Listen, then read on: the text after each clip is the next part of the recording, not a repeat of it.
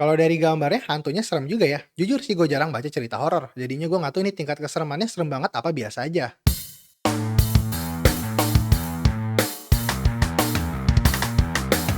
Cerita dimulai di Jepang, di mana lagi banyak kasus orang jadi mumi. Seita dan temennya Hayato sedang bermain bola. Seita sendiri bisa melihat hantu, jadi kadang dia ngajak hantu ikut bermain. Kaori, teman sekelas Seita dan Hayato, adalah orang yang sangat tertarik dengan hal-hal gaib. Dia percaya kalau mumi-mumi itu adalah ulah alien. Seita sendiri khawatir karena Hayato terlihat lusuh. Seita sebenarnya adalah murid pindahan 6 bulan yang lalu, dan Hayato adalah teman pertamanya. Hayato pun pulang. Di rumah, ibunya sudah banyak minum minuman beralkohol. Sembari makan, ibunya pun nanya bagaimana keadaan Hayato di sekolah. Hayato cerita tentang Seita dan bagaimana orang-orang pengen dia ikut latihan bola, tapi Hayatonya nggak mau. Ibunya menganggap Hayato pengen banget ikut latihan bola, dan langsung memarahinya. Hayato pun langsung nangis minta maaf. Ibunya juga ikut minta maaf karena terlalu marah. Namun saat ibunya tahu sepatu Hayato mau rusak karena main bola, Hayato dihukum berdiri di luar. Apapun yang terjadi, Hayato masih menyayangi ibunya. Besoknya, Hayato demam dan tidak ke sekolah. Di sekolah, Kaori cerita ke Seita kalau para mumi bisa hidup berhari-hari setelah mati. Bahkan mumi bisa menjalani hidup layaknya seorang manusia. Pas pulang, Seita kepikiran kata-kata Kaori. Dia pun berpapasan sama ibunya Hayato yang ternyata telah jadi mumi. Sudah seminggu Hayato nggak masuk. Pas Seita nguping obrolan gurunya, dia tahu kalau ada sesuatu yang terjadi di rumah Hayato. Seita langsung ke rumah Hayato. Di situ Hayato langsung nyuruh Seita pergi karena ibunya dikit lagi pulang.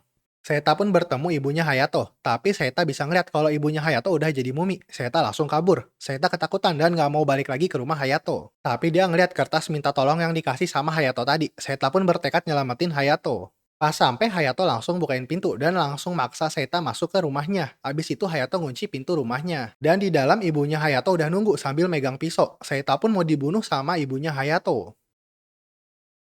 Nah, itu chapter 1 dari manga Jinro Isoku Black of Man. Manga ini baru keluar ya, jadi baru adanya satu chapter aja. Terus pengarangnya si Mitsuo Chiyomaru emang karya-karyanya horor semua. Jadi ini juga tentu aja cerita horor. Gue juga udah baca chapter satunya, dan sekarang gue mau ngasih impresi gue dari manga Jinro Isoku Black of Man.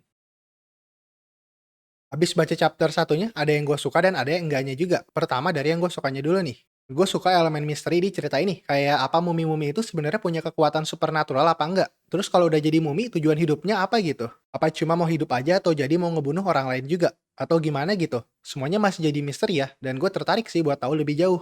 Fenomena mumifikasi ini kalau terbongkar kenyataannya sedikit demi sedikit juga bakalan menarik banget ceritanya. Dan dari alasan itu aja udah ngebuat gue mau baca chapter selanjutnya. Tapi ada yang gue nggak sukanya juga di chapter satu ini. Yang paling gue ngerasa nggak sukanya itu karena chapter satunya kerasa nanggung. Kalau kalian lihat di halaman pertama, di situ udah kelihatan kan kalau Seita udah mati. Dan kayaknya Seita berubah jadi mata dan masuk ke dalam tubuhnya Hayato. Jadi kalau udah ketahuan juga Seita bakal mati, mending chapter satunya diselesain aja sampai Seitanya mati. Karena kalau bersambungnya di bagian Seita mau dibunuh, rasanya kurang puas aja.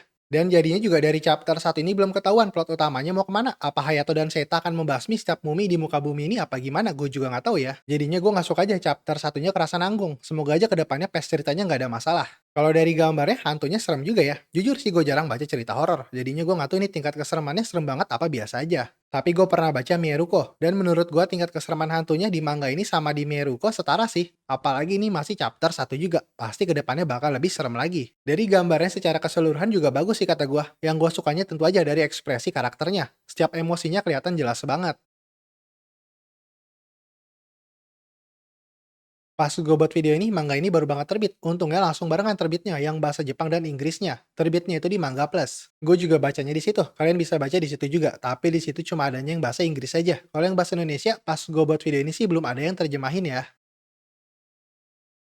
Segitu aja first rate dari gue buat manga Jinro-Isoku Black of Man. Semoga kalian suka ya sama videonya. Kalau suka bisa di like dan subscribe, kalau nggak suka bisa di dislike. Oke, terima kasih udah mau nonton. Sampai ketemu di video berikutnya. Bye-bye.